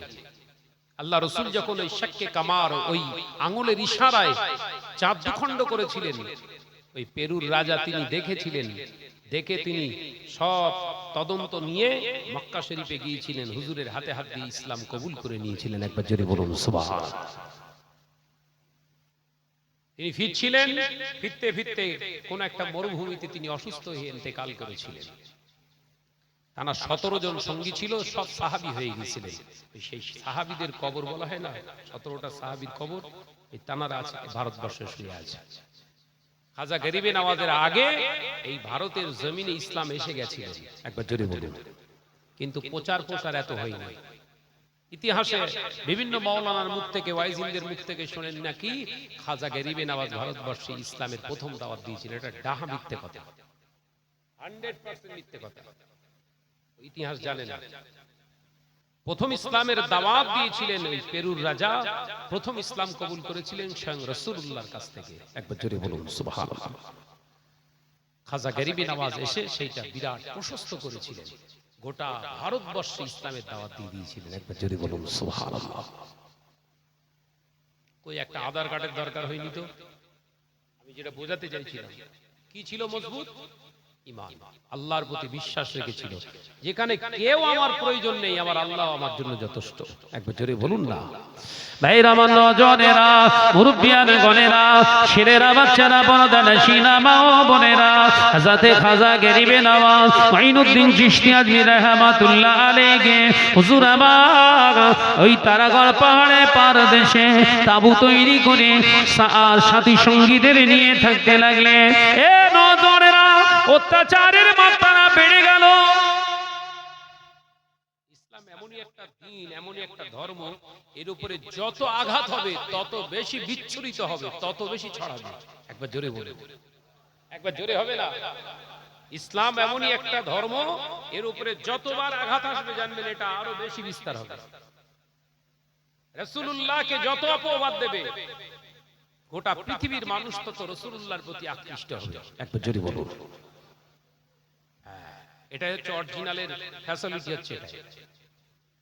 এ নজনেরা, মুরব্বিয়ান গনেরা, খাজা গরিবে নওয়াজ মাইনুদ্দিন চিশতি আজমি রাহমাতুল্লাহ আলাইহি উপরে অত্যাচারের মাত্রা বাড়িয়ে দেয়া হলো। দিনের পর দিন অত্যাচারের সংখ্যা বাড়িয়ে দিতে লাগলেন। খাজা গরিবে নওয়াজ পৃথিবীর কোন সৈন্যের কাছে দ্বারস্থ হয়নি, পৃথিবীর কোন মন্ত্রীর কাছে দ্বারস্থ হয়নি। আল্লাহর তাহাজ্জুদের নামাজে দাঁড়িয়ে দাঁড়িয়ে কাঁদতে খাজা গরিবে নওয়াজ সহ মুসলমানরা আল্লাহর দরবারে রোনাজারি করতে লাগলেন। ও মুসলমানেরা, আলোচনা বুঝুন, কারণ আল্লাহ পাকের হাবিব জানিয়ে দিলেন তাহাজ্জুদের নামাজে দোয়া করলে ওই দোয়া আমার আল্লাহ ফেরান না। তাহাজ্জুদ গুজারনে ওয়ালির দোয়া আমার আল্লাহ কবুল করে থাকে। আমাদের ঘরের মেয়েরা জানি না তাহাজ্জুদটা কি, তাহাজ্জুদটা কি জানি না। যদি বলা হয় তাহাজ্জুদের নামাজ কখন পড়তে হয়, ও ফজর না বলে বসে থাকে আসরের সময়। এই কথা ঠিক না? জোরে বলেন। ও ফসঙ্কর বসে বলেই বসে থাকে, জোরে সময় পড়তে হয় নাকি? চাষি চাষি সেজে বসে আছে, কথা ঠিক না? জোরে বল না। চাষ আছে, বিপদে পড়েছেন, মুসিবতে পড়েছেন, দৌড়ে চলে গেছেন নেতা মন্ত্রী ডাক্তার সবার কাছে চলে গেলেন। রোগ দেনেওয়ালা মালিকের সঙ্গে একটু কথা বলেছেন? আমার সেই ছেলে অসুস্থ বলেছিলাম না, বেচারা হয়েছে, দুনিয়ায় এসছে, আজকে 48 দিন ও হসপিটালেই আছে। আমার যত জলসা করতে হচ্ছে, কলিকাতা থেকে এসছি, আছে সাহায্য চাইছি আল্লাহর কাছ থেকে। অনেকটা আপনাদের নেক দয়ে আল্লাহর খাস রহমতে অনেকটা স্টেবল হয়েছে, অনেকটা সুস্থর দিকে আপনারা দোয়া করেন। আল্লাহ যেন মায়ের কোলেই ওকে সুস্থ অবস্থায় ফিরিয়ে দেন, বলি আমিন। একটু জোরে বলি আল্লাহুম্মা আমিন। সাহায্য চাইবেন কার কাছে? আল্লাহর কাছে। ভাইরা আমার নজনেরা, মুরব্বিয়ান গনেরা, ছেলেরা বাচ্চারা, পর্দা নশিনা মা ও বোনেরা, আল্লাহর কাছে সাহায্য চায়। নামাজে হালাতে দাঁড়িয়ে রয়েছেন, হুজুর আমার সিজদায় চলে গিয়েছেন। খাজা গরিবে নওয়াজ মাইনুদ্দিন চিশতি আজমি রাহমাতুল্লাহ আলাইহি সিজদা থেকে আল্লাহু আকবার বলে উঠলেন। হুজুর আমার বসে বসে আত্তাহিয়াতু পড়লেন, দরুদ ইব্রাহিম পড়লেন, দোয়া আপনার দোয়া মাসুরা পড়ে সালাম ফেরালেন। পাহাড়ের উপর থেকে অজয় পালযোগী বিরাট বড় একটা 5 প্রস্তর খণ্ড পাহাড়ের টুকরা জাদুর দ্বারা উপর থেকে ফেলে দিয়েছে। এই মুসলমানটাকে যদি মারা যায় আমরা সাকসেসফুল হয়ে যাব। বিরাট বড় একটা পাহাড় আর একটা টুকরা ফেলে দিয়েছে। হযরত খাজা গরিবে নওয়াজ রাহমাতুল্লাহি আলাইহি শাহাদাত আঙ্গুলটা তুলে বলেছিলেন, এই তারাগড় পাহাড়ের পাথর শোন, তুই কি দুনিয়ার মানুষের হুকুমের গোলামিত্ব করতে এসেছিস? দুনিয়ার কোন মানুষের কথায় যদি আসিস, আমি আল্লাহর বান্দা মহিনুদ্দিন তোকে বলছি শোন, তুই আল্লাহর সৃষ্টি, আমিও আল্লাহর গোলাম সৃষ্টি।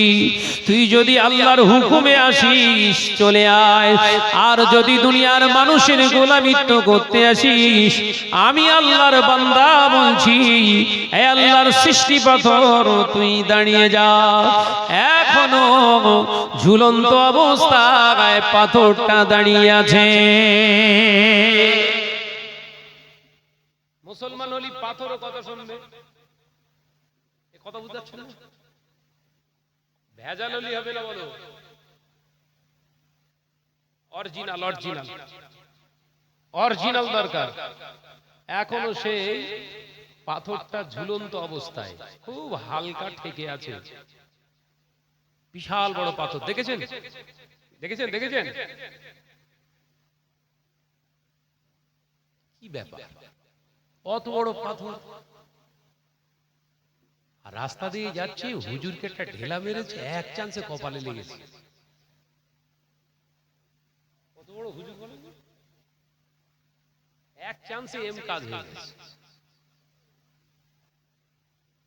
ভাইরা আমার, নওজওয়ানেরা, যুবকেরা, ছেলেরা, বাচ্চারা, পর্দা নাশিনা মা ও বোনেরা, আলোচনা বোঝাতে চেয়েছিলাম দুনিয়ার মানুষের হবেন না, দুনিয়ার নেতার হবেন না, দুনিয়ার কোন রাষ্ট্রনায়কের হবেন না।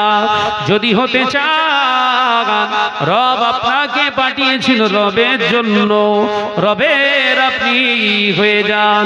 রবের হয়ে গেলে দুনিয়ায় ফ্যাসিলিটি কি পাবেন? রব এই জমিনের উপরে যতদিন আপনাকে রেখে দেবে, জমিনের কুল কায়নাতের সৃষ্টিগুলো আপনার কদমের নিচে রেখে দেবে। কানেকশনটা রবের সঙ্গে রাখুন। আপনি বলবেন ভাইজান নামাজ পড়ছি, ইহুদিরাও নামাজ পড়ছে ইসলামকে শেষ করে দেওয়ার জন্য। ভাইজান আমি হজ করে এসেছি, ওই ইহুদিরাও এখন নাম চেঞ্জ করে করে সব হজে যাচ্ছে। দেখেন এমন হয়েছে, কাবা বাইতুল্লাহ শরীফের ইমামতি করেছে 2 বছর। কাবা বাইতুল্লাহ শরীফে ইমামতি করেছে 2 বছর। হজের ময়দানে খুতবাও দিয়েছে, মসজিদে নামিরাতে খুতবাও দিয়েছে। এই সেদিনে 2022 সালে মসজিদে নামিরাতে খুতবাও দিয়েছে। পরবর্তীতে জানা যাচ্ছে ও ইহুদি।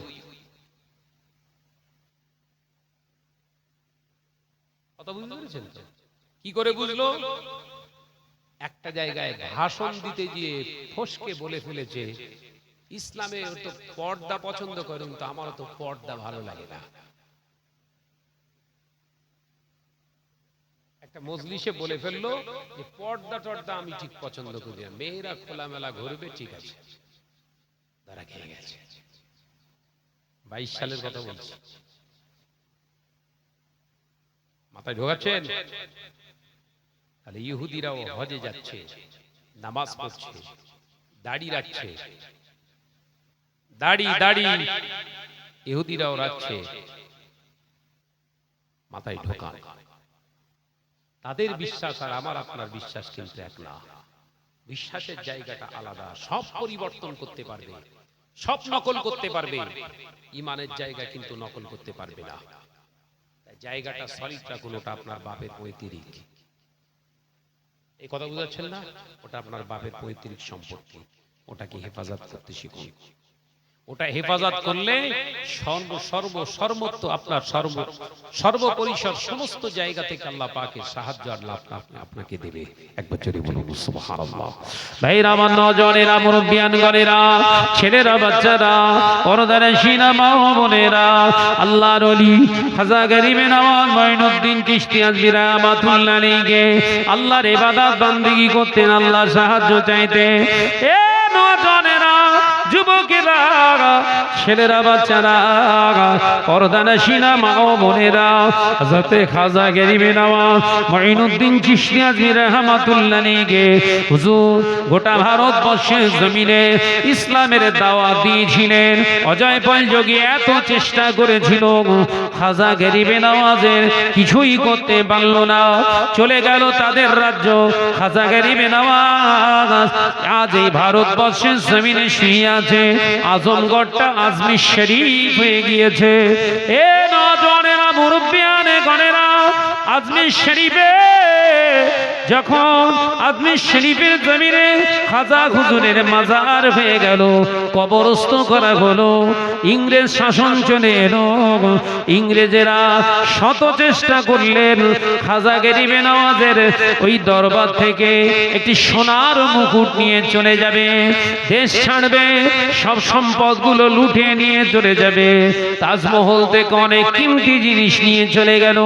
কিন্তু খাজা গরিবে নওয়াজের দরবারে এসে তিনজন যখন ইংরেজের সৈন্য ওই রাজমুকুটটা নিতে আসবে, খাজা গরিবে নওয়াজের দরবার থেকে সোনার মুকুটটা নিয়ে যাবে, এই নিয়েতে সিঁড়িতে পা রেখে দিলেন। ওখানেই জমিনের উপরে বেহুশ হয়ে পড়ে গেলেন। সিঁড়ি বেয়ে কবরের আপনার মাজারের ভিতরে তো ঢুকতে পারলেন না, তিনজন বেহুশ হয়ে জমিনে পড়ে গেলেন। একবার জোরে বলেন না। দেখেছেন আল্লাহর ওলি মরেও জিন্দা, আল্লাহর ওলি মরেও জিন্দা। খাজা গরিবে নওয়াজ মঈনুদ্দিন চিশতি আজমি রাহমাতুল্লাহ আলাইহি হুজুরের দরবারে তিনজন ইংরেজ সৈন্য বেহুশ হয়ে পড়ে গিয়েছে। বাবা, তাদের জ্ঞান কোন রকম ফিরছে না, জ্ঞান আর ফিরে পাচ্ছে না। দুনিয়ায় আমি আপনি একটা থাপ্পড় মারবো, একটু বেহুশ হয়ে গেছে, ছিটে ফোটা পানি মার, জ্ঞান ফিরে যাবে, তাই তো নাকি? জ্ঞান আর ফিরছে না। অনেক চিন্তা ভাবনা করে খাজা হুজুরের দরবারে একজন খাদেম বললেন, খাজা হুজুরের দরবার থেকে একটু পানি এনে এদের মুখেতে ছিটে মেরে দাও। ছিটে মারা হলো, জ্ঞান ফিরে পেলেন। খাজা গরিবে নওয়াজ মঈনুদ্দিন চিশতি আজমি রাহমাতুল্লাহ আলাইহি বদদুয়া তাদের নসিবি হয়ে গেল। হাত সচল, পা দুখানা অচল হয়ে গেছে, পঙ্গু হয়ে গেছে। খাজা গরিবে নওয়াজ রাহমাতুল্লাহ আলাইহির দরবারে সিজদায় গিয়ে মাথা ঠুকে ঠুকে ওই ইংরেজের গোলামেরা বলেছিলেন, ভুল করে ফেলেছি, অন্যায় করে ফেলেছি, এ গরিবে নওয়াজ মাফ করে দাও, ক্ষমা করে দাও। আল্লাহর ওলি তাদের ক্ষমা নসিব করেছিলেন, ক্ষমা করে দিয়েছিলেন। তারপরে ওখান থেকে তারা সুস্থ অবস্থায় বাড়ি ফিরেছিলেন। একবার জোরে হবে না? আল্লাহর সঙ্গে সম্পর্ক রাখুন, মরে গেলেও আপনার হেফাজতের দায়িত্ব আল্লাহ থাকবে। একবার জোরে বলুন সুবহানাল্লাহ। আল্লাহর সঙ্গে গাদ্দারি করবেন, কোরআনের সঙ্গে গাদ্দারি করবেন, রাসূলের সঙ্গে গাদ্দারি করবেন, দুনিয়া সবাই আপনার পাশে দাঁড়াবে, আল্লাহ এবং রাসূল আপনার পাশে থাকবে না। সেদিন আপনি নিজেকে আর আপনি রক্ষা করতে পারবেন না। তাই ফিরে আসুন, আল্লাহ এবং রাসূলের দিকে ফিরে আসুন। দুনিয়ার কোন মুস্তানের দিকে নয়, দুনিয়ার কোন অস্ত্রের দিকে নয়। মুসলমানের সবথেকে বড় অস্ত্র হলো ঈমান। আল্লাহ এবং রাসূলের সম্পর্ক তৈরি করুন। সম্পর্ক, এই সম্পর্কটা যদি আমার আপনার মজবুত হয়ে যায়, পৃথিবীর কোন শক্তি নেই মুসলমানদের একটা চুল পরিমাণে ক্ষতি করার। কথা বুঝতে পেরেছেন? আল্লাহ আমাদের বোঝার তৌফিক দেন, বলুন আমিন। আর জোরে বলি আল্লাহুম্মা আমিন। মহব্বতের সঙ্গে জিকির করি কালেমা লা ইলাহা ইল্লাল্লাহ।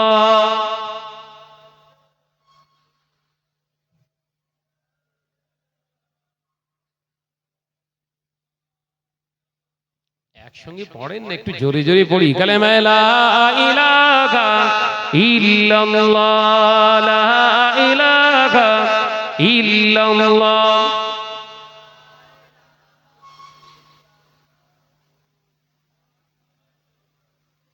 পাহাড় যেমন করে ঝরনা বগায়, নদী যেমন করে সাগরকে চায়, তেমনি করে প্রভু চাই তোমাকে।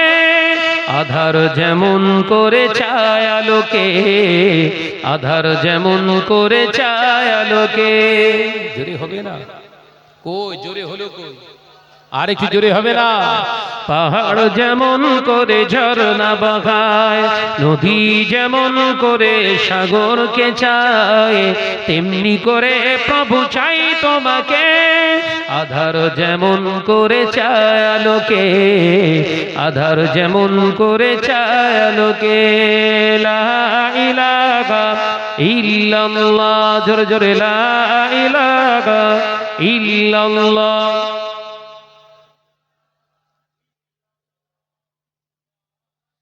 লা ইলাহা ইল্লাল্লাহ। গধূলির আলো বিকেল বেলায়, কাটে না মন রঙিন মেলায়।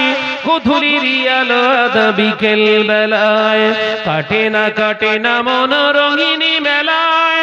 আধার যেমন করে চায় আলোকে, আধার যেমন করে চায় আলোকে, তেমনি করে প্রভু চায় তোমাকে। জোরে হলো, আর একটু জোরে হবে না? তেমনি করে প্রভু চায় তোমাকে। পাহাড় যেমন করে ঝরনা বগায়, নদী যেমন করে সাগরকে চায়, তেমনি করে প্রভু চাই তোমাকে। আধার যেমন করে চায় আলোকে, আধার যেমন করে চায় আলোকে। লা ইলাহা ইল্লাল্লাহ, জোরে জোরে লা ইলাহা।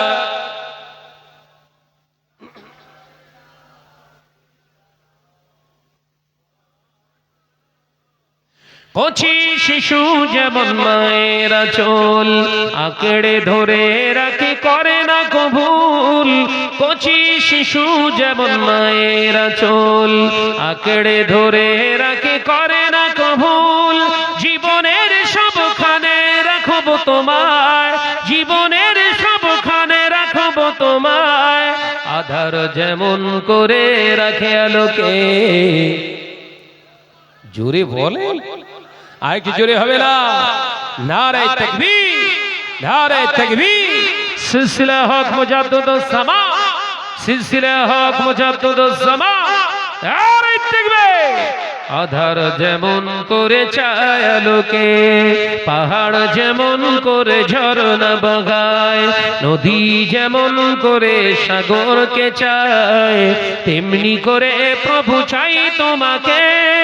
আধার যেমন করে চায় আলোকে, আধার যেমন করে চায় আলোকে। লা ইলাহা ইল্লাল্লাহ, জোরে জোরে লা ইলাহা ইল্লাল্লাহ। মুহাম্মাদুর রাসূলুল্লাহ। আল্লাহুম্মা সাল্লি আলা